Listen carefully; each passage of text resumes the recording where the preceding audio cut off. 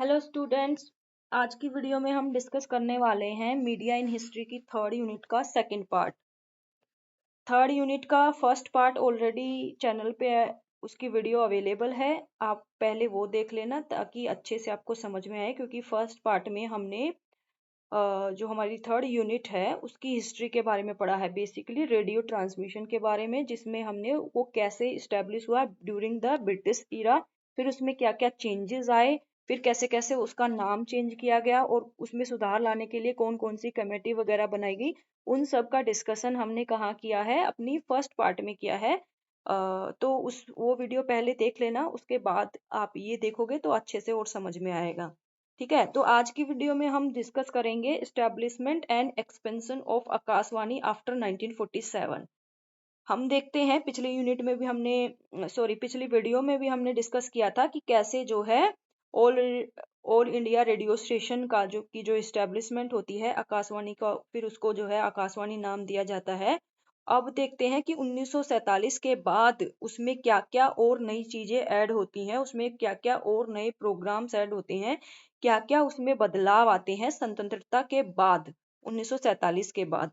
ठीक है, क्योंकि 1947 के बाद ब्रिटिशर्स चले गए, देश आजाद हो गया, तो इंडिपेंडेंस इंडिया में रेडियो को कैसे रेगुलेट किया जाता है और उसमें जो भी प्रोग्राम्स वगैरह आते हैं वो किस प्रकार से वो अपना जो सोसाइटी है, इंडियन सोसाइटी, उसमें उसका इन्फ्लुएंस डालते हैं। क्योंकि हमारे पेपर का जो मेन जो हमारा पेपर है, हम ये पेपर पढ़ ही इसलिए रहे हैं कि मीडिया ने कैसे इंडिया की सोसाइटी पर, इंडियन सोसाइटी पे कैसे अपना इन्फ्लुएंस, अपनी छाप छोड़ी है। ठीक है, तो इसीलिए हम इस वीडियो में 1947 के बाद रेडियो ने क्या रोल प्ले किया, उसमें क्या क्या चेंजेस आए, इसके बारे में डिस्कस करेंगे।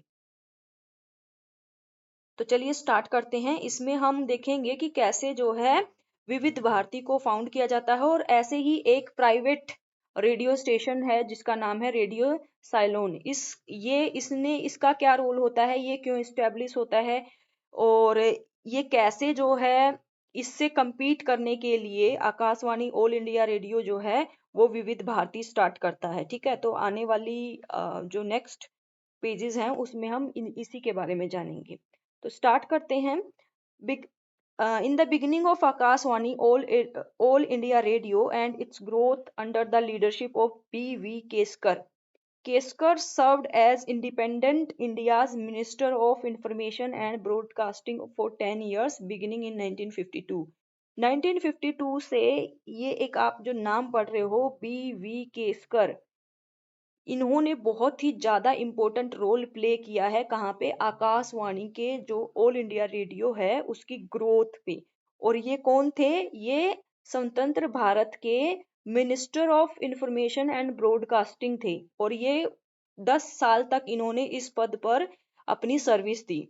Since the percentage of classical music played on Akashvani increased to over 50%, Indians shifted to Radio Cyclone commercial service because it aired all of their favorite film songs. क्या होता है ना, पहले सबसे पहले तो ऑल इंडिया रेडियो स्टेशन ही जो है एकमात्र ऐसा रेडियो स्टेशन था जो पूरे भारत में प्रोग्राम्स वगैरह का प्रसारण कर रहा था। लेकिन ये रेडियो साइक्लोन भी इस्टेब्लिश हो जाता है, ये एक तरीके से हम बोल सकते हैं प्राइवेट कमर्शियल सर्विसेज देना स्टार्ट करता है, और ये ऑल इंडिया रेडियो से भी ज्यादा फेमस हो जाता है। क्यों? क्योंकि इसने क्या है, जो फिल्म होती थी, जो फिल्म चलती थी, जो सिनेमा था, उस म्यूजिक को, फिल्म के म्यूजिक को उसने प्ले करना स्टार्ट कर दिया था। और आकाशवाणी में ये काफी समय तक बैन था। ठीक है, आकाशवाणी में इसको जो है प्रसारित नहीं किया जाता था, हिंदी फिल्म सॉन्ग जो थे उनको। तो ये वाला जो प्राइवेट चैनल रेडियो स्टेशन था ये बहुत फेमस हो गया, और जो आकाशवाणी है ऑल इंडिया रेडियो, उसको काफी ज्यादा नुकसान भी हुआ इसकी वजह से। और आकाशवाणी क्यों प्ले नहीं करता था हिंदी फिल्म सॉन्ग? क्योंकि जो इनके जो मिनिस्टर थे केसकर, उनका ऐसा मानना था, Keskar did not allow the broadcasting of film songs on Akashvani because of organization high-minded dignity, strict adherence to good taste and mission. उनका ऐसा मानना था कि हम ये जो फिल्मी सॉन्ग्स अगर हम यहाँ इस पे बजाएंगे ना, तो इससे हमारी जो एक कल्चरल छवि है वो खराब होगी, क्योंकि उनको ऐसा लगता था। अभी आने वाली जो इस पीडीएफ के पेजेस हैं उसमें हम देखेंगे कि इनके क्या विचार थे। जो हिंदी सिनेमा था, जो हिंदी फिल्म्स थी, उनके गानों को लेकर के उनके क्या विचार थे, जिसकी वजह से इन्होंने आकाशवाणी में हिंदी फिल्म सॉन्ग बजाने पर का प्रसारण करने पर रोक लगा दी थी। Finally, on October 1957, Akashvani began broadcasting popular film music and other forms of entertainment on विविध भारती चैनल। 1957 में 3 अक्टूबर 1957 को आकाशवाणी ने एक अलग से चैनल बनाया, विविध भारती, जहां पर हिंदी फिल्म सॉन्ग्स जो है ब्रॉडकास्ट करने स्टार्ट किए गए। इसके पीछे क्या रीजन रहे उसको अब हम जानते हैं। ठीक है। Establishment and expansion of Akashvani after 1947। 1947 के बाद आकाशवाणी में क्या और ज्यादा एक्सपेंशन होता है, उसके प्रोग्राम्स में क्या क्या एड ऑन होता है, उसके बारे में हम जानते हैं। ठीक है। इन 1950s BV. Keskar emerged as a significant figure in formulating Akashvani music policies and ideologies. 1950 में, क्योंकि ये मिनिस्टर थे इंफॉर्मेशन के, वो जो डिपार्टमेंट था ब्रॉडकास्टिंग एंड इंफॉर्मेशन, उसके मिनिस्टर थे, तो इन्होंने इन्होंने आकाशवाणी के लिए म्यूजिक से संबंधित पॉलिसीज और जो विचारधारा है उसको फॉर्म करने में, उसको उसके फॉर्मेशन में बहुत ज्यादा योगदान दिया। Keskar took an on the persona of a crusader for classical music with the intention of state-run radio station serving as the genre's primary support। उनका ऐसा मानना था, केसकर ने जो ये जो रेडियो स्टेशन था, इसके माध्यम से वो क्लासिकल म्यूजिक को ज्यादा प्रमोट करना चाहते थे। ठीक है। Classical music instead of film music. Akashvani decided to stop playing music from films, और इन्होंने क्या किया, इस पर्पस को पूरा करने के लिए आकाशवाणी ने जो फिल्मी सॉन्ग्स हैं उनको बजाना बंद कर दिया। इन 1952 Keskar fervent supporter of classical forms of music criticized film music for being crass and uncultured। उनका ऐसा मानना था कि ये जो फिल्म म्यूजिक है वो बहुत ही ज्यादा अनकल्चर्ड है, असांस्कृतिक है, इसीलिए उसको जो गवर्नमेंट सपोर्टेड चैनल हैं, रेडियो स्टेशन है, उनमें नहीं बजाना चाहिए। ठीक है। इस और उसकी जगह पे कौन सा क्लासिकल म्यूजिक बजाना चाहिए। Stations received directives instructing them to examine not only on the content of the lyrics but also the music, and they were to provide permission for broadcasting to a recording only if it adhered to the standards of acceptable taste। Stations जो थे ना, जहां से प्रसारण होता था, वहां पर स्ट्रिक्टली बोल दिया गया था कि पहले आप लोगों को पूरी छानबीन करनी है, पूरा देखना है कि जो म्यूजिक हम आकाशवाणी पे बजाएंगे उसके लिरिक्स सही है कि नहीं सही है, उसका म्यूजिक सही है या नहीं है सही है। अगर वो जो भी रूल्स एंड रेगुलेशंस हैं, यानी कि ऐसा म्यूजिक नहीं बजाना है जिससे कि हमारी जो संस्कृति को किसी भी तरह का नुकसान पहुंचे, उस पे बैन लगाई हुई थी। ठीक है। The banning of film music caused the Film Producer Association to take offense, and as a result, several of them decided to cancel their agreements with Akashvani। अब भाई जब फिल्मों के गाने ही नहीं बजने दिए जाएंगे, तो जो फिल्म प्रोड्यूसर्स थे उन्होंने क्या कर दिया, फिल्म प्रोड्यूसर्स एसोसिएशन ने, उन्होंने आकाशवाणी के साथ अपने कॉन्ट्रैक्ट जो है वापस ले लिए। कॉन्ट्रैक्ट किस चीज के, वो अपनी एड वगैरह दिया करते थे, तो ऑब्वियसली वही तो इनकम का साधन, आकाशवाणी को उससे एडवर्टाइजमेंट से काफी ज्यादा अर्निंग होती थी। और सारे के सारे फिल्म प्रोड्यूसर्स ने क्या किया, ज्यादातर फिल्म प्रोड्यूसर्स ने उनसे अपने एग्रीमेंट खत्म कर लिए। Akashvani only played a limited amount of cinema music throughout its program, which worked against its chances of gaining widespread popularity। अब इससे क्या हुआ, जब उसने बैन लगा दिया और बोला कि हम limited amount of cinema music he play करेंगे, यानी कि फिल्मों के कुछ ही सॉन्ग को हम प्ले करेंगे, तो उससे क्या हो गया, उसकी जो वाइड स्प्रेड, अब अगर लोगों को मनोरंजन नहीं मिलेगा तो वो सुनेंगे नहीं ना, तो उन्होंने सुनना बंद कर दिया। उससे क्या हो गया, उसकी पॉपुलैरिटी जो थी, उसकी जो लोग जितना ज्यादा उसको पसंद करते थे, उसमें कमी आ गई। During this time radio Ceylon commercial service began broadcasting programs across different regions of India, most of which were popular songs from Indian films. इसके साथ ही फिर जो ये रेडियो साइलोन था, एक कमर्शियल सर्विस थी, इसने इसका फायदा उठाया और इन्होंने ऐसे ब्रॉडकास्टिंग प्रोग्राम स्टार्ट कर दिए जहां पर वो जो पॉपुलर फिल्म हुआ थी उस टाइम की, उनके गाने बजाने स्टार्ट कर दिए, which resulted in a significant loss of listeners throughout the country. इससे क्या हो गया कि जो इसके जो थे ना आकाशवाणी के जो लिसनर थे वो कहाँ पर चले गए, रेडियो साइलोन के पास चले गए. In 1957, Akashvani launched a brand new service called Vivid Bharati on or All India Variety Program to compete with the services offered by Radio Ceylon. अब इस रेडियो साइलोन से अब क्या हो गया, आकाशवाणी का नुकसान होने लग गया. सारे के सारे जो है कॉन्ट्रैक्टर जो है किसके पास जा रहे थे, रेडियो साइलोन के पास जा रहे थे. तो आकाशवाणी ने 1957 में एक अलग ही नई सर्विस स्टार्ट की जिसका नाम था Vividh Bharati all India variety program, ताकि वो ये जो रेडियो साइलोन है इसके साथ compete कर सकते, इसके साथ में जो है कंपटीशन में आ सके. अब हम देखते हैं कि Keskar radio and music, radio में और रेडियो पे बजने वाले म्यूजिक से संबंधित जो केसकर हैं इन्होंने क्या रोल प्ले किया, बीवी के केसकर का क्या रोल रहा है, और आकाशवाणी की पॉलिसीज फॉर्मेशन में अभी तक हमने पढ़ा ना इंट्रोडक्शन में, इनका काफी बड़ा रोल रहा.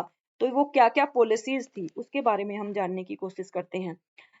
Balkrishna Vishwanath Keskar thought the British have never been known as a very musical people. वो पहले से ही ऐसे मानते थे कि जो ब्रिटिशर्स हैं और जो मुस्लिम्स इंडिया में आए उन्होंने जो भारतीय क्लासिकल म्यूजिक था उसको खत्म कर दिया, उसको कभी भी समझने की कोशिश ही नहीं की. The support of handful of Maratha princely kingdoms such as Tanjore, Kolhapur, Baroda, Indore and Gwalior helped a small group of Indian musicians to survive and keep their traditions alive. उनका ऐसा मानना था कि अंग्रेजों ने और ये जो मुस्लिम्स थे इन्होंने तो पूरा का पूरा खत्म ही कर दिया था इंडियन क्लासिकल म्यूजिक को, लेकिन वो तो कुछ छोटे छोटे ये जो रजवाड़े थे, मराठा रजवाड़े, जिसमें उन्होंने जो इंडियन म्यूजिक को सरवाइव करने में और उसको जिंदा रखने में बहुत मदद की. अदरवाइज इन्होंने तो ब्रिटिशर्स ने और इन्होंने तो खत्म ही कर दिया था. और ये कौन से किंगडम्स थे, प्रिंसली किंगडम्स?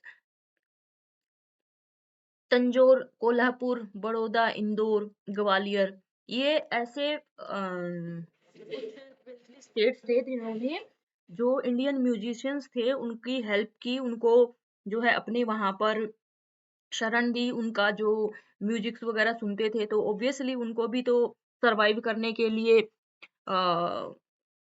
कुछ ना कुछ इनकम चाहिए होती थी. तो ये जो प्रिंसली स्टेट्स थे ये लोग इनको अपने वहां पर गाने वाने के लिए रखा हुआ था. ठीक है. B.V. Kesker thought that the negligence of princely states and British imperial government were not the only factors contributing to the destruction of Indian musical traditions. He blamed the Muslims of North India for the decline of Indian music. उनके हिसाब से केसकर साहब क्या सोचते थे, उनका ऐसा मानना था कि इंडियन म्यूजिकल जो ट्रेडिशंस थी वो खत्म हो गई थी. उसके पीछे का रीजन सिर्फ यही नहीं था कि जो राजे प्रिंसली जो स्टेट्स थे वही उन्होंने इंडियन म्यूजिक को बढ़ाने के लिए काम नहीं किया और ब्रिटिशर्स ने इसको संरक्षण देने का काम नहीं किया. उसके पीछे और एक रीजन था क्या, कि जो मुस्लिम्स जब आए थे यहाँ पर नॉर्थ इंडिया में तो उन्होंने इंडियन म्यूजिक को बिल्कुल बहुत तबाह कर दिया. उनका ऐसा मानना था, यानी कि वो ब्रिटिशर्स को और मुस्लिम्स को भी मानते थे कि उन्होंने इंडियन म्यूजिक को खराब करने में बहुत बड़ा उनका रोल रहा है. Since they could not understand Sanskrit, the Muslim kings and musicians separated Indian music from its religious setting inside Hindu culture. उनका ऐसा मानना था कि जो मुस्लिम्स थे वो संस्कृत तो समझते नहीं थे, तो इंडियन म्यूजिक किसमें, क्लासिकल म्यूजिक किसमें प्ले करते थे, वो संस्कृत भाषा में प्ले करते थे ना. और ये जो है हिंदू कल्चर का बहुत बड़ा हिस्सा था. संस्कृत भाषा में क्लासिकल म्यूजिक प्ले करना हिंदू कल्चर का बहुत बड़ा जो है हिस्सा था. और मुस्लिम्स ने उसको क्या कर दिया, सुनना बंद कर दिया. ऑब्वियसली वो राजा बन गए ना, तो म्यूजिशियंस वगैरह कहाँ गाते थे, राज दरबार में गाते थे. जब मुस्लिम्स यहाँ पर आ गए तो उन्होंने अपने राज दरबार में इस तरीके के जो इंडियन क्लासिकल म्यूजिशियंस थे उनको अपने वहां पर जो है गायक रखना बंद कर दिया। ठीक है, they broke the wholeness of Indian musical tradition by developing a style known as Hindustani as an alternative to the Carnatic style, which was still firmly within the Hindu musical traditions. इन्होंने क्या किया Muslims ने, उन्होंने जो उसका जो Indian musical traditions थी, जो परंपरा थी, उसकी जगह पर एक अलग ही तरह का उन्होंने जो है स्टाइल इंट्रोड्यूस कर दिया, जिसको हिंदुस्तानी बोलते हैं। हिंदुस्तानी में क्या, उर्दू और हिंदी का मिक्सचर टाइप का। उन्होंने संस्कृत जो कि क्लासिकल लैंग्वेज थी हिंदूज की, उसकी जगह पर एक नया ही ट्रेडिशंस उन्होंने स्टैब्लिश कर दिया, हिंदुस्तानी। और किसकी जगह पर, ये Carnatic style. Carnatic style basically क्या होता है, कन्नड़ा भाषा में गाए जाने वाले हम बोल सकते हैं संगीत, जो कि हिंदू ट्रेडिशंस का बहुत बड़ा अहम हिस्सा हुआ करता था। ठीक है, इसको खत्म करके वो एक नई ट्रेडिशंस उन्होंने स्टार्ट कर दी, ऐसा किसका मानना है, केसकर के ये विचार थे। B.B. Keskar was member of this new school of Brahmins of Maharashtra that encouraged to take up the styling of music as being essential to well-rounded education. ये जो केसकर थे उनके ऐसे विचार क्यों थे, वो बेसिकली, और इनको जो है उसका मिनिस्टर क्यों बनाया गया, और उनके आइडियाज इतने ज्यादा पढ़ने क्यों जरूरी है, क्योंकि उनको म्यूजिक की बहुत अच्छी जानकारी थी। वो एक स्कूल था, ब्राह्मण स्कूल महाराष्ट्र में, जो कि स्टडी एनकरेज करता था अपने स्टूडेंट्स को म्यूजिक को स्टडी करने के लिए। ठीक है, यानी कि स्कूल में एक म्यूजिक स्कूल था जहां पे स्टूडेंट्स को म्यूजिक के बारे में पढ़ाया जाता था। तो Keskar music was not simply a question of personal development और cultural identification, music was to him a very vital factor in human society which was a subject of significant political relevance.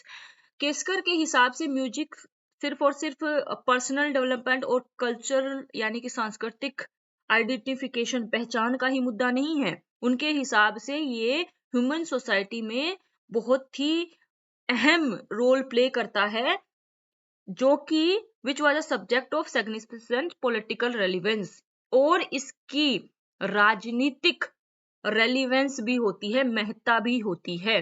सिर्फ और सिर्फ पर्सनैलिटी डेवलप नहीं करता है, सिर्फ और सिर्फ कल्चरल आइडेंटिफिकेशन नहीं है म्यूजिक। म्यूजिक एक तरीके से पॉलिटिकल, उसकी पॉलिटिकल रेलिवेंस भी है, राजनीति में भी बहुत बड़ा रोल प्ले करता है म्यूजिक, ऐसा केसकर का मानना था। Since music plays a significant role in regulating feelings and societal order, the society or the government should make a concerted effort to promote its development. उनका ऐसा मानना था कि क्योंकि जो म्यूजिक है वो सोसाइटी में बहुत ही ज्यादा अहम रोल प्ले करता है, तो गवर्नमेंट को कुछ कॉन्क्रीट यानी कि ठोस एफर्ट उन्हें लगाने चाहिए। ठीक है, किसको, म्यूजिक को इस्टेब्लिश करने में, म्यूजिक को प्रमोट करने में, म्यूजिक को डेवलप करने में बहुत ज्यादा कॉन्क्रीट यानी कि ठोस उनको कदम उठाने चाहिए। Establishing an independent Indian state was essential to undoing the harm caused to Indian music by both Muslim and British domination. उनका ऐसा मानना था कि जो नुकसान इंडियन म्यूजिक को मुस्लिम्स ने और ब्रिटिश डोमिनेशन ने पहुंचाए हैं, इंडिपेंडेंट इंडिया को उस पर काम करना चाहिए, जिससे कि इंडियन म्यूजिक को और एक नई पहचान मिले, उसमें नए नए और आयाम जुड़े, और इंडियन म्यूजिक में इंडियन इंडिपेंडेंट इंडिया को सुधार करना चाहिए। Classical versus music on radio, popular music on radio. अब एक तरीके से 1947 के बाद ये बहुत बड़ा क्वेश्चन आया कि इंडिया में म्यूजिक को प्रमोट करना तो ठीक है, लेकिन कौन से म्यूजिक को प्रमोट करना चाहिए, क्लासिकल म्यूजिक को या पॉपुलर म्यूजिक को। पॉपुलर म्यूजिक मतलब जो सिनेमा वगैरह में, जो मूवी वगैरह में जो गाने वाने बजते थे, जो फोक सॉन्ग्स वगैरह हुआ करते थे, तो उनको इस एक तरीके से इन दोनों के बीच में कॉन्फ्लिक्ट, एक टाइम ऐसा आया था कि कॉन्फ्लिक्ट टाइप का हो गया था, क्योंकि जो मिनिस्टर थे केसकर, ये नहीं चाहते थे कि रेडियो पर पॉपुलर म्यूजिक बजाया जाना चाहिए, और 10 साल तक ये मिनिस्टर रहे तो इन्होंने बैन भी कर दिया था वहां पे बजाना। फिर धीरे धीरे जब पॉपुलैरिटी कम होने लग गई, लोगों में उसकी लोकप्रियता कम होने लग गई आकाशवाणी की, ऑल इंडिया रेडियो की, तब जा करके 1957 में कहीं पर जो है इसको आकाशवाणी एक अलग विविध भारती एक नया चैनल जो है स्टार्ट किया गया, जिसमें हिंदी म्यूजिक, फिल्म म्यूजिक को भी प्रसारित किया जाने लग गया। ठीक है, अब हम देखते हैं कि क्या थी ये debate, classical versus popular music on radio. The government of independent India categorically rejected the concept of fragmented and decentralized broadcasting service। उन्होंने, जो इंडिपेंडेंट इंडिया थी, उन्होंने डिसेंट्रलाइज जो सर्विसेज थी ब्रॉडकास्टिंग की, मतलब कि जो अलग अलग जगह पर, ब्रिटिश के टाइम में हमने लास्ट अपनी वीडियो में भी डिस्कस किया था कि किस प्रकार से अलग अलग जगहों पे अलग अलग स्टेशन खुल गए थे, ठीक है ना, और लाइसेंस वगैरह उसके लिए लिए जाते थे। तो जब इंडिपेंडेंट मिली तो इंडिया ने इसको सेंट्रलाइज करने की सोची, यानी कि सरकार के अंडर ये चीजें रहनी चाहिए। During the administration of Vallabhbhai Patel, the plan for the expansion of radio was to raise the kilowatt strength of a chosen few stations while simultaneously recognizing as many of country's most important regional languages as possible।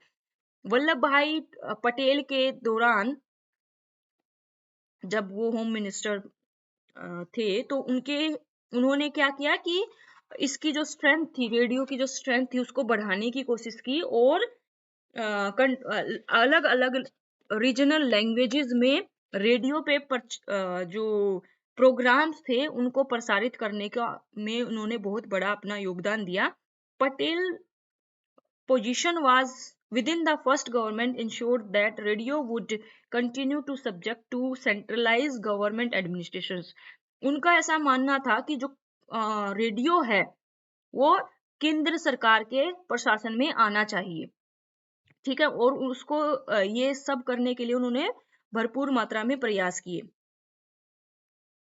He was the architect of the unification of Indian princely states and was responsible for incorporating their handful of radio centers into the Akashvani network।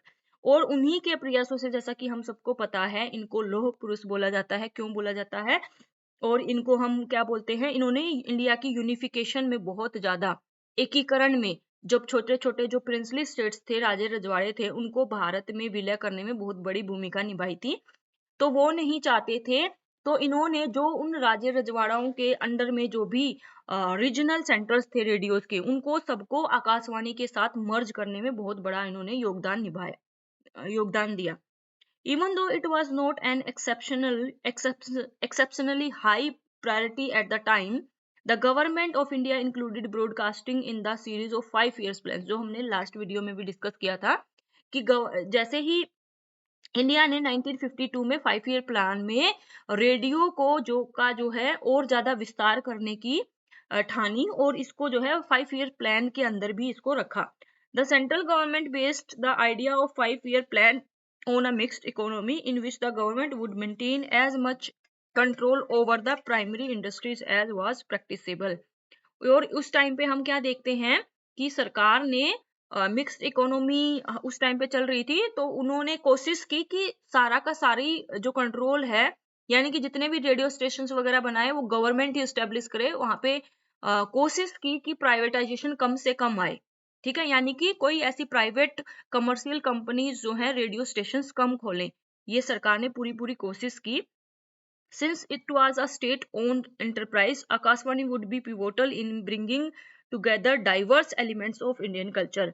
और इसको, क्योंकि आकाशवाणी जो था, radio station जो था, वो state owned enterprise मतलब सरकार के अधीन था, तो आकाशवाणी ने जो अलग अलग भारतीय संस्कृति थी उनको एक साथ लाने में बहुत बड़ा अपना योगदान दिया। Before the partition of India, the principal political struggles of Akashvani were over Hindu-Muslim sectarian disagreements, particularly the question of Hindi against Urdu and against Hindustani। तो बेसिकली स्टार्टिंग के दिनों में, अच्छा मैं आप लोगों को आई थिंक अभी तक हम जो पढ़ रहे हैं, आई होप आप लोगों को समझ में आ रहा होगा हम क्या पढ़ रहे हैं। कि आफ्टर हम थर्ड यूनिट पढ़ रहे हैं, रेडियो ट्रांसमिशन, किस प्रकार से मीडिया में रेडियो ने हिस्ट्री में क्या रोल प्ले किया ड्यूरिंग द ब्रिटिश इरा और आफ्टर इंडिपेंडेंस। तो हम इस वीडियो में उसी को डिस्कस कर रहे हैं कि आफ्टर इंडिपेंडेंस रेडियो की क्या सिचुएशन थी। और रेडियो का जो चैनल का नाम था, रेडियो का जो प्रसारित करता था उसका नाम था आकाशवाणी। ठीक है, आकाशवाणी का ही हम उसके बारे में 1947 के बाद में आकाशवाणी ने क्या क्या काम किए, क्या क्या उसमें प्रोग्राम्स आए, क्या क्या उसमें चेंजेस आए, वही हम डिस्कस कर रहे हैं। बीच बीच में मैं आप लोगों को ये कंबाइन करके ये सारी चीजें बताती रहती हूँ ताकि आप को जो है बीच में आपको समझ में अच्छे से आता रहे और आप लोगों को ये ना लगे कि हम क्या पढ़ रहे हैं। और आपको समझ में अगर कुछ नहीं आए तो आपको लिंक कर सको आप प्रीवियस वीडियोस में या प्रीवियस जो पेजेस हैं उनमें हमने क्या पढ़ा उसको लिंक करने के लिए ये मैं बीच बीच में आप लोगों को जो है रिकनेक्ट करती रहती हूँ। ठीक है, तो अब हम यहाँ पर क्या पढ़ रहे हैं, before partition the principal political struggle of Akashvani were over Hindu Muslim sectarian disagreements, particularly the question of Hindi against Urdu and against Hindustani. हमने क्या देखा कि पार्टीशन से पहले और हमने जो अपनी प्रीवियस वीडियोस में देखा, प्रीवियस वीडियोस में भी हमने क्या देखा था कि जो हिंदी लैंग्वेज है वो हिंदूज के लिए ज्यादा वो हो गई थी।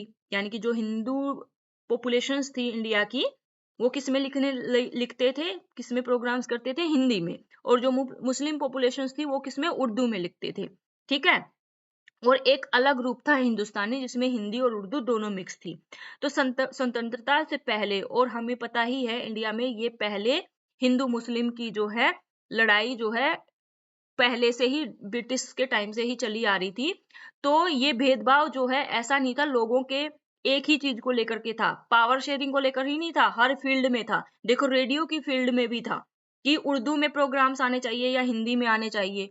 ठीक है ना, तो ये सारी चीजें कहाँ, रेडियो में भी हमें देखने को मिलती हैं कि किस प्रकार से हिंदू और मुस्लिम पॉपुलेशन बटी हुई थी। कुछ लोग चाहते थे कि हिंदी को प्रमोट किया जाना चाहिए और उर्दू, कुछ लोग चाहते थे कि उर्दू को प्रमोट किया जाना चाहिए, और कुछ लोग ऐसे थे जो दोनों लैंग्वेज को मिला करके ही जो रेडियो पे जो होने वाले प्रोग्राम्स की जो भाषा थी उसमें दोनों ही लैंग्वेज को मिक्स करके यूज करते थे, उसको हम हिंदुस्तानी बोलते हैं।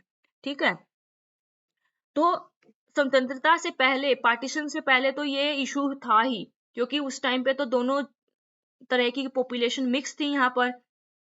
ऐसा तो था नहीं कि हिंदूज की, ऑब्वियसली हिंदू पॉपुलेशन थोड़ी ज्यादा थी लेकिन मुस्लिम पॉपुलेशन भी थी। लेकिन पार्टीशन के बाद क्या हो गया, मुस्लिम पॉपुलेशन रह गई कम और हिंदू पॉपुलेशन हो गई ज्यादा। तो हिंदी भाषा को फॉलो करने वाले ज्यादा रह गए, उर्दू भाषा को फॉलो करने वाले कम रह गए। ठीक है, तो वल्लभ भाई पटेल और बी केसकर जो थे उन्होंने they took steps to ensure that Hindi side would emerge victorious. तो जो वल्लभ भाई पटेल और जो केसकर थे ये दोनों ही चाहते थे कि स्वतंत्रता अब आजाद हो गए हैं तो हिंदी भाषा में जो हमारा चैनल है ऑल इंडिया रेडियो जो है उस पर हिंदी भाषा में प्रसारण होना चाहिए। One of the first things Patel did was ban musicians and singers from the quotation culture। उन्होंने क्या कर दिया, पटेल ने सबसे पहली चीज जो की उसने क्या किया, जो म्यूजिशियंस थे, जो गायक थे, जो सिंगर थे, कोटेशन क्या होता है, कोटेशन कल्चर ये होता है जहाँ जो पहले पहले ये जो कोठे हुआ करते थे ना वहां पर गाया करते थे, वहां पर मुजरे जो हुआ करते थे, मुजरा घर हम इसको बोल सकते हैं, उस कल्चर में उसमें गाने वाले सबको बैन कर दिया। ठीक है, उस टाइम पे वो भी उनका एक तरीके से हम बोल सकते हैं ये चीजें उस टाइम पे बहुत ज्यादा फेमस हुआ करती थी। ठीक है, कोटेजन कल्चर जो है बहुत फेमस था उस टाइम में, और वहां पे गायक और जो गायिकाएं होती थी उनको पटेल ने सबसे पहले बैन कर दिया। They addressed the division between professional and amateur musicians so that there may be more opportunities for musicians who had graduated from music school instead of gharanas that Muslim musicians dominated. उन्होंने क्या कर दिया कि उन्होंने division कर दिया कि कौन से लोग जो हैं प्रोफेशनली म्यूजिक की पढ़ाई करके म्यूजिशियंस बने हैं और कौन से म्यूजिशियंस ऐसे हैं जो मुस्लिम घरानों में गाया करते थे। ठीक है ना, उन्होंने पूरा का पूरा सेपरेट कर दिया। Keskar devised a strategy to accomplish this goal that included setting up an intricate audition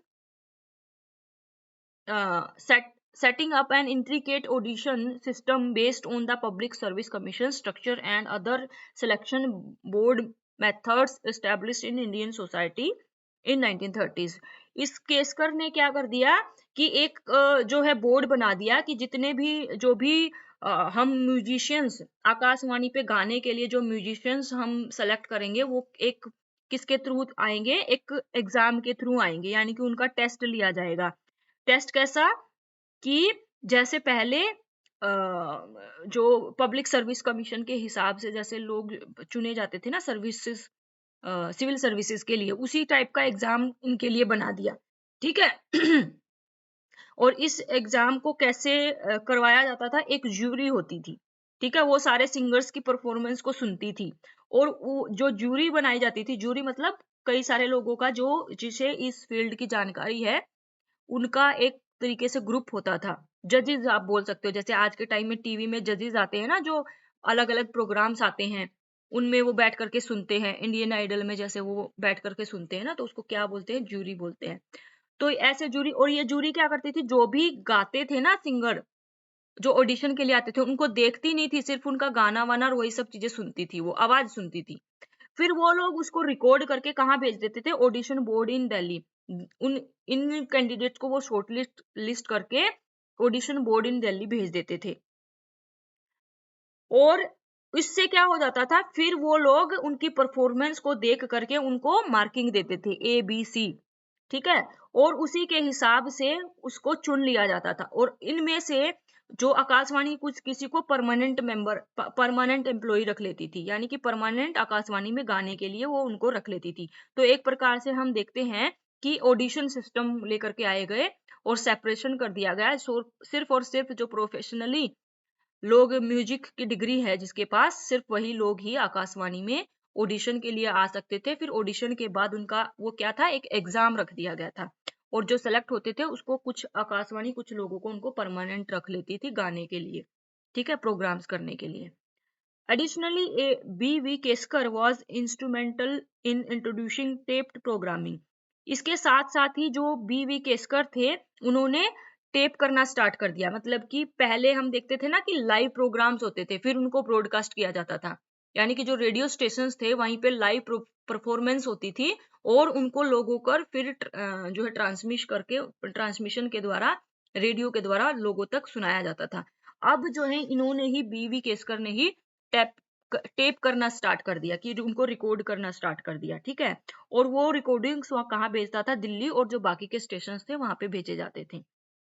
the national program of music, a weekly performance on Saturday afternoons that lasted an hour was given top priority when Keskar first assumed control in 1950. 1950 में the national program of music एक weekly performance होती थी Saturday वाले दिन दोपहर के time में, जो 1 घंटे की होती थी। उसको सबसे ज्यादा प्रमोट करने में केसकर ने बहुत ज्यादा उसको प्रमोट किया। ठीक है, 1950 में जब उनके हाथ में जब कंट्रोल आया। Another 5 years Keskar launch the year long radio संगीत सम्मेलन। और उन्होंने केसकर ने क्या किया है, आगे के जो 5 सालों में वो रहे, क्योंकि हमने देखा ना वो 10 साल तक उन्होंने सर्व किया। 1950 में आते ही तो एक national program of music start किया, जो सैटरडे उनका हर 1 घंटे चलता था। और क्या किया उन्होंने, रेडियो संगीत सम्मेलन भी स्टार्ट करवाया। It consisted of around 20 performances in front of invited audience. और इसमें क्या होता था, संगीत सम्मेलन में, रेडियो संगीत सम्मेलन में 20 परफॉर्मेंस होती थी, 20 परफॉर्मेंस होती थी, जिसमें ऑडियंस को बुलाया जाता था, इनवाइट किया जाता उनके, और वो जो परफॉर्मेंस है उस ऑडियंस के सामने की जाती थी। Keskar ensured a delicate balance between Hindustani and Carnatic genres. इन्होंने क्या किया कि जो हिंदुस्तानी है और जो कार्नेटिक जो परंपराएं थी उनके बीच में बैलेंस करने की जो है कोशिश की। अब हम देखते हैं बैन ऑन बॉलीवुड म्यूजिक। किस प्रकार आकाशवाणी में बैन कर दिया गया था बॉलीवुड म्यूजिक को, यानी कि जो फिल्मों में बजने वाला जो गाने थे, फिल्मों के गानों को कैसे आकाशवाणी में बैन कर दिया गया था। ठीक है। The new genre of cinema songs becoming more popular was the main obstacle in these attempts to establish a national music by administrative order।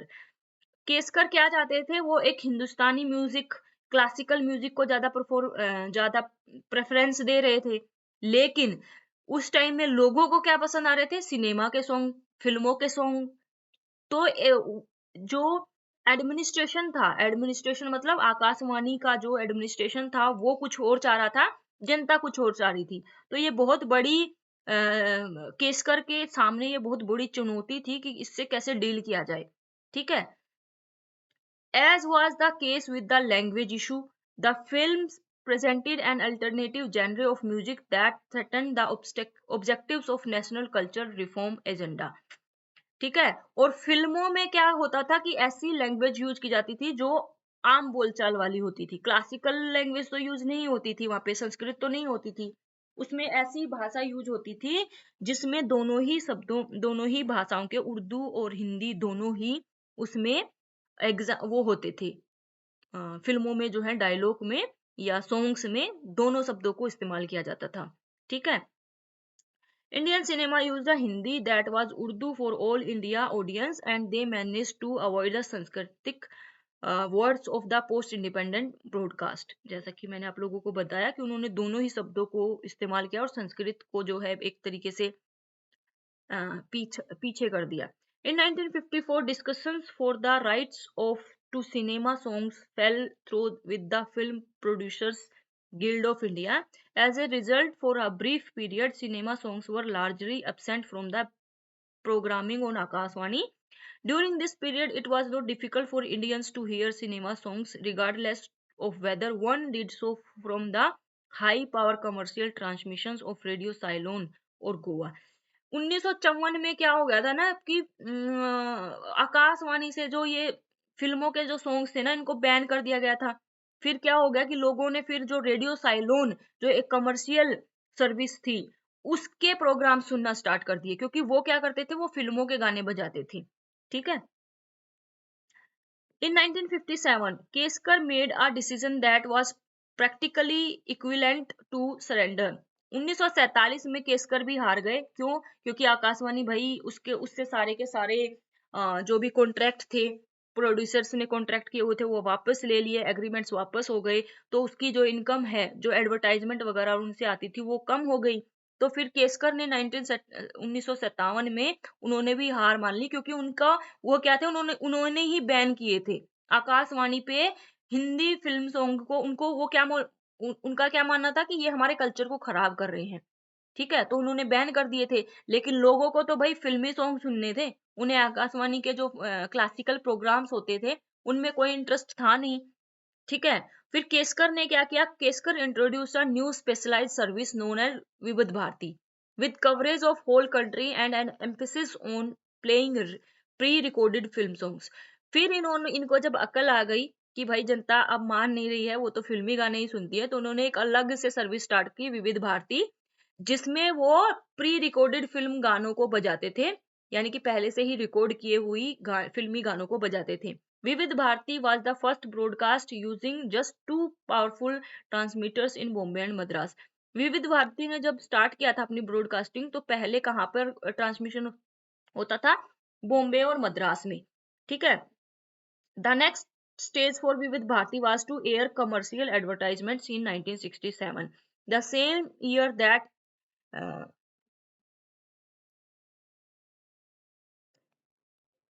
the same year that inexpensive transmitter radios were accessible to a much more significant portion of the Indian population। 1967 में विविध भारती ने फिर क्या है, commercial advertisement वगैरह भी अपने programmes में ऐड करना स्टार्ट कर दिया। ठीक है, उस टाइम तक क्या हो गया था कि ये जो रेडियो ट्रांजिस्टर थे वो बहुत ही ज्यादा ज्यादा लोगों तक, इंडियन पॉपुलेशन तक वो एक्सेसिबल हो गए थे, उनकी पहुंच हो गई थी। ठीक है, अब हम देखते हैं रेडियो साइलोन एंड क्रिएशन ऑफ विविध भारती। इन दोनों में, क्योंकि विविध भारती क्रिएट ही इसलिए किया गया था, क्यों क्रिएट किया गया था, रेडियो साइलोन जो एक प्राइवेट या कमर्शियल सर्विस थी, उसको compete करने के लिए विविध भारती बनाया था। ठीक है, बीवी के Keskar was one of the most influential advocates for Indian classical music. Already हमने जाना कि वो क्लासिकल म्यूजिक को ज्यादा बढ़ावा देना चाहते थे। Keskar, highly valued among classical musicians for his contributions in that area, was confident that popular Hindi songs were inappropriate for the general audience. उनका ऐसा मानना था जो हिंदी गाने थे, जो फिल्मों के गाने थे, जो जनता है, जनरल ऑडियंस है, उनके लिए सही नहीं है, इन अप्रोप्रिएट है, उसकी जो भाषा है वो असांस्कृतिक है, उनका ऐसा मानना था। By 1950 music accounted for 75% of the programming broadcast on Akashvani. 1950 तक 75% जो प्रोग्राम्स होते थे उसमें क्या म्यूजिक वगैरह से संबंधित ही वो हुआ करते थे। It featured all popular and classical songs, fillers between performances. उनमें क्या है, ज्यादातर क्या बजाया जाता था, ये जो प्रोग्राम्स होते थे उनमें ज्यादातर क्लासिकल सॉन्ग्स ही, पॉपुलर और क्लासिकल सॉन्ग्स को ही बजाया जाता था। ठीक है, in addition broadcast included music that filled in the gaps between the programs, और प्रोग्राम्स के बीच में भी जो है म्यूजिक वगैरह को बजाया जाता था। B.V. Kesker, who believed that public's preferences needed refinement, decided in 1952 to prohibit popular cinema music from being broadcast on Akashvani. और जैसा कि हमने पीछे वाले पेजों में भी यही पढ़ा था कि 1952 में आकाशवाणी ने क्या कर दिया, इसको बंद कर दिया था, जो सिनेमा म्यूजिक था, जो फिल्मों के गाने थे, उनको बजाना बंद कर दिया था। As a result of broadcast ban, a void was formed which was immediately filled by radio Ceylon. अब क्या हो गया, एक तरीके से आकाशवाणी ने बंद कर दिया बजाने, तो एक वॉइड का मतलब होता है गैप आ जाना, एक गैप आ गया, और उस गैप को किसने फिल किया, रेडियो साइलोन ने। यानी कि लोग बोर होने लग गए, आकाशवाणी के वो फालतू के जो क्लासिकल म्यूजिकल प्रोग्राम्स थे उनको सुनते ही नहीं थे। तो रेडियो साइलोन को फिर जो है ये आइडिया आया, और उसने जो है अपनी कमर्शियल सर्विसेज स्टार्ट कर दी। और फिर वो क्या करने लग गए, जो वेल नोन प्रोग्राम्स होते थे ना, उनके उसमें गाने, जो हिंदी फिल्मों के जो सॉन्ग थे ना, वो गाने बजाने लग गए। इसका नाम था गीतमाला। जो रेडियो साइलोन ने जो स्टार्ट किया ना प्रोग्राम, उसका नाम था गीतमाला, और उसको बहुत बड़ी सक्सेस भी मिली। Not only did Radio Ceylon have millions of listeners in India, but they also began airing commercials for their audience and turned that station into a for-profit enterprise। और उन्होंने सिर्फ और सिर्फ गाने ही बजाने नहीं स्टार्ट किए अपने लिसनर्स के लिए, उन्होंने क्या है, कमर्शियल्स भी स्टार्ट कर दिए, एडवर्टाइजमेंट भी स्टार्ट कर दी, और उससे क्या हुआ कि रेडियो साइलोन को बहुत ज्यादा प्रॉफिट हुआ। It also established studios in Bombay during the time so that it could sell commercial slots to Indian business interested in advertising on the radio broadcast। और उन्होंने फिर क्या है, एक बॉम्बे में भी अपना नया स्टेशन बना लिया, और जो कमर्शियल्स थे, जो इंडियन बिजनेस के लोग जो अपनी एडवर्टाइजमेंट दिया करते थे, उन्होंने उसको जो है अपने रेडियो पे ब्रॉडकास्ट करना स्टार्ट कर दिया। किसने, रेडियो साइलोन ने। आकाशवाणी एस्टेब्लिश्ड विविध भारती इन 1957। फिर क्या हुआ, 1947 में 1957 में क्या हुआ, जो आकाशवाणी ने एक अलग से जो है स्टार्ट किया प्रोग्राम विविध Bharti, a radio station that broadcast on medium wave frequency as a response to the decline in the number of its audience and lose of income produced by advertising। जैसा कि मैंने आप लोगों को बताया कि लोगों ने आकाशवाणी को सुनना बंद कर दिया था, और जो एडवर्टाइजर्स थे उन्होंने भी अपने कॉन्ट्रैक्ट वापस ले लिए थे, जिससे कि एक तो आकाशवाणी की पॉपुलैरिटी कम हो रही थी, और दूसरा क्या हो रहा था, इनकम भी कम हो रही थी। ठीक है, during the first 5 hours of विविध Bharti broadcast, it dedicated most of the time to playing famous Hindi cinema song music. फिर विविध भारती पर ज्यादा से ज्यादा टाइम के लिए हिंदी सिनेमा का म्यूजिक बजाया जाने लग गया, ताकि क्या हो कि जनता फिर से विविध भारती की तरफ आकर्षित हो। Eventually it was back the audience of Akashvani. और आकाशवाणी की अगर 5 घंटे तक कोई हिंदी सॉन्ग्स बजाएगा फिल्मों के गाने, तो ऑब्वियसली उसी चैनल को सुनेंगे लोग। तो फिर क्या हो गया, आकाशवाणी फिर से दोबारा से ऑडियंस को अच्छी लगने लगी। And it continues to be one of the most listen to shows fostering in national culture. और फिर से जो है आकाशवाणी बहुत ज्यादा लोगों द्वारा सुने जाने वाला एक रेडियो स्टेशन बन गया। Vividh Bharati use the Hindi language to broadcast all its programs including those that use music and spoken words.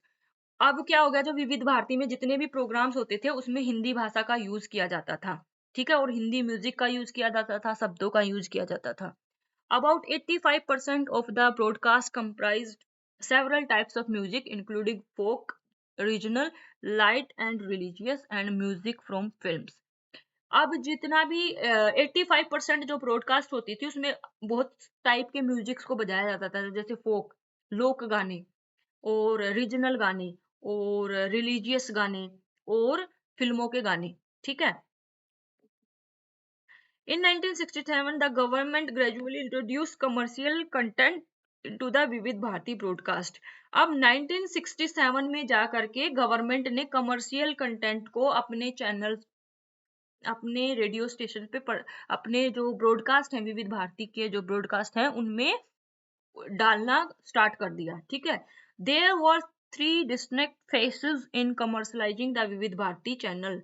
विविध भारती को कमर्शलाइज करने के लिए बेसिकली 3 फेसों से गुजरना पड़ा। First step was to begin in process of commercializing the Vividh Bharati streaming services in Poona. जो विविध भारती की जो स्ट्रीमिंग सर्विसेज थी, सबसे पहले उसको कमर्शलाइज किया गया नागपुर में, पूना में और बॉम्बे में। After another 3 year Vividh Bharati took actions of a similar nature in the commercial and trade hubs of Delhi, Madras, Calcutta respectively. फिर दिल्ली, मद्रास और कलकत्ता में भी जो इसके स्टेशंस थे उनको भी कमर्शलाइज कर दिया गया। After Vividh Bharati local stations were made available for commercial use without first determining whether or not there was enough demand for them. फिर क्या कर दिया गया, फिर जो लोकल स्टेशंस थे ना उनको भी कमर्शलाइज कर दिया गया, यानी कि उनमें भी कमर्शियल एडवर्टाइजमेंट वगैरह वो लोग दे सकते थे, ठीक है। जैसे कि ये कुछ स्टेशंस है, जैसे इलाहाबाद उत्तर प्रदेश में, त्रिवेंद्रम केरला में, कटक उड़ीसा में, श्रीनगर कश्मीर में, इनको भी क्या कर दिया गया, कमर्शलाइज कर दिया गया। Akashvani also broadcasted national and international sporting events. फिर क्या कर दिया, धीरे धीरे आकाशवाणी ने जो है क्या कर दिया गया, एक मिनट, इन अप्रैल 1982 सिग्निफिकेंट डेवलपमेंट ओकर्ड। 1982 में हम देखते हैं कि बहुत बड़ा चेंज आकाशवाणी में और रेडियो की दुनिया में हम देखते हैं। The main channel and the rest of the network began airing commercial right after and before English and Hindi news broadcast aired in the morning and evening. फिर हम देखते हैं कि धीरे धीरे आकाशवाणी ने हिंदी और इंग्लिश की जो है न्यूज वगैरह भी स्टार्ट कर दी थी, ठीक है। हिंदी और न्यूज की स्टार्ट करने के तुरंत पहले और आफ्टर और बिफोर उसने क्या कर दिया था, कमर्शियल एड वगैरह देना स्टार्ट कर दिया था, ठीक है। फिर उसके बाद धीरे धीरे उसने क्या किया, Akashvani also broadcasted national and international sports events. फिर वो कवर करने लगी स्पोर्ट्स इवेंट्स को भी, including those that various commercial organization sponsored. और ये इन स्पोर्ट्स इवेंट्स को कौन वो करता था, स्पॉन्सर करता था, जो कमर्शियल ऑर्गेनाइजेशंस थे वो इनको स्पॉन्सर करते थे। जैसे आज के टाइम में भी अगर आप लोगों को शायद से ये लाइन समझ में ना आई हो, तो समझने के लिए जितने भी मैच वगैरह होते हैं ना, जितने भी स्पोर्ट्स इवेंट्स होते हैं, उनको कोई ना कोई स्पॉन्सर कर रहा होता है। क्यों कर रहे होते हैं, अपनी सर्विसेज के बारे में बताने के लिए। जैसे आप लोगों ने क्रिकेट और जो फुटबॉल खेलते हैं उनकी टी शर्ट पे बहुत सारे लोगों के नाम देखे होते हैं ना, बहुत सारे ब्रांड्स के नाम होते हैं, तो वो क्या होते हैं, वो स्पॉन्सर कर रहे होते हैं उस मैच को, उसका खर्चा उठा रहे होते हैं वो। It established a central advisory committee at the same time as the commercial service began advertising Akashvani on various service matters। अब जब आकाशवाणी ने बहुत सारी चीजों पर कमर्शियल वगैरह सर्विस देना स्टार्ट कर दी, तो इसको हम बोल सकते हैं रेगुलेट करने के लिए एक सेंट्रल एडवाइजरी कमेटी भी बनाई गई। ठीक है, क्यों बनाई गई? क्योंकि आकाशवाणी अब अलग अलग तरीके की सर्विसेज देने लग गई थी, कमर्शियल सर्विसेज। ठीक है, the advisory committee comprised members from advertising firms, social scientists and other professional। और ये जो एडवाइजरी कमेटी थी, इसके मेंबर्स कौन होते थे? इसके मेंबर्स होते थे अलग अलग एडवर्टाइजिंग फर्म से सोशल साइंटिस्ट होते थे और बहुत अलग अलग प्रोफेशनल, मतलब जिनको इस फील्ड की जानकारी होती थी। In addition, Akashvani established advisory committees in several commercial broadcasting centers। और धीरे धीरे फिर क्या हुआ कि आकाशवाणी ने बहुत सारी एडवाइजरी कमेटी स्टार्ट कर दी बनानी अलग अलग ब्रॉडकास्टिंग सेंटर्स पे, क्योंकि हमने पढ़ा ना अलग अलग जगहों पर थे, बॉम्बे में, दिल्ली में, अलग अलग जगह पर ब्रॉडकास्टिंग स्टेशंस थे आकाशवाणी के, अलग अलग ब्रॉडकास्टिंग सेंटर्स थे। तो आकाशवाणी ने जितने भी सेंटर्स थे वहां पर भी वो कमर्शियल सर्विस देने लग गए थे धीरे धीरे, तो वहां पर भी एडवाइजरी कमेटी स्टैब्लिश करना स्टार्ट कर दी थी। ठीक है, तो यहीं पर हमारी ये यूनिट खत्म होती है, सॉरी ये वीडियो खत्म होती है, यूनिट तो अभी हमारी बाकी है। तो इसका एक पार्ट और बचा हुआ है, इसका एक जो नेक्स्ट पार्ट है हम नेक्स्ट वीडियो में करेंगे। ठीक है, तो अभी के लिए इस वीडियो में इतना ही। अगर कुछ भी समझ में नहीं आया हो तो कमेंट करके पूछ सकते हो, और इम्पोर्टेंट क्वेश्चंस हम जब सारी यूनिट कंप्लीट कर लेंगे उसके बाद डिस्कस करेंगे, और आप लोगों को बताऊंगी भी आंसर कैसे करने हैं, कैसे आंसर आपको लिखने हैं। ठीक है, तो आज के लिए इतना ही। वीडियो अच्छी लगी हो तो लाइक कर देना, और चैनल सब्सक्राइब करना चाहो तो कर देना, ऐसी कोई जबरदस्ती वाली बात नहीं है। तो चलिए फिर नेक्स्ट वीडियो जल्दी ही अपलोड होगी।